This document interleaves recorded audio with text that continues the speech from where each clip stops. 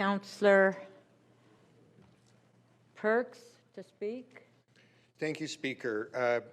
Well, I haven't been here for every taxi fight. I've been here for more than Councillor Bradford, and yes, they get a little rough.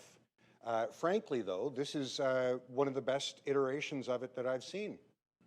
Like in other, I kid you not, in other years, we have had the item come back at 3 successive council meetings. We have debated them at one council meeting I can remember for 11 hours straight.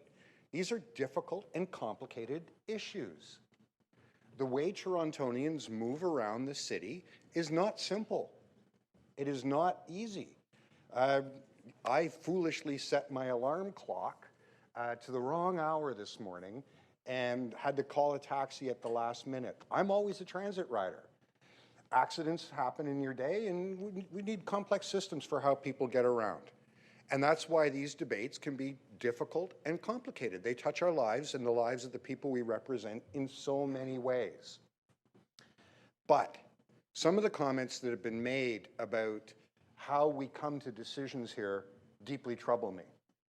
Anyone who is asserting that we shouldn't move motions that are different from staff advice is essentially asserting that there is no point in people going to the polls and electing a government to govern.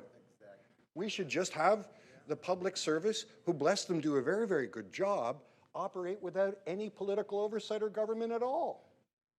Not really an argument that I buy, but if someone wants to make it, that's part of the beauty of this chamber. You can make arguments that are good, that are bad, that strengthen democracy, that weaken democracy, and then collectively we vote on them on behalf of the people we represent. And I think that's really great. Some also have argued that we shouldn't do this because we might wind up in court. We are right now in court on well over 100 matters. The City of Toronto gets sued every day by somebody. Some of it's slip and fall, but some of it's about, policy items. You would not have a bylaw banning pesticides in the City of Toronto if you had been afraid to go to court. You would not have a billboard tax in the City of Toronto if you had not been afraid to go to court 3 times. The list goes on and on and on.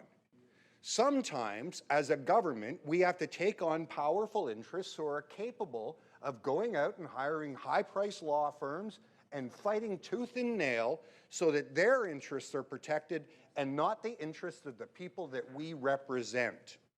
So bring it. Bring it. I look forward to our litigators standing up for our right as a democratically elected government to make changes in how transportation systems work. It's actually the reason we're here. And finally, I wanted to talk a little bit about the efforts. Some people are saying, well, you have to think only about the climate implications and electric vehicles, and it's not related to anything else. I spent 20 years working in the environmental movement before I got here. I started talking about climate change when you couldn't get an interview in a mainstream media, newspaper, or television stations about climate change because nobody believed it was real. These systems are all interrelated. You cannot pick a single human activity, even sleeping, that doesn't have some kind of climate impact. How we organize our society, how we organize how people get around, how we organize how people get paid, how we organize who owns what. These are all climate-related questions. If you want to make a transition to a sustainable future, you cannot leave out of the equation the people who work to make that transition. You cannot leave out of that equation government's role in shaping and changing markets. You cannot leave out of that equation how we live our daily lives. So the suggestion that you can hive off climate change and ignore the structures about how our society operates is fundamentally and basically flawed, and people trying to adhere to that flaw 5 are seconds. one of the reasons we don't make progress. Thank you.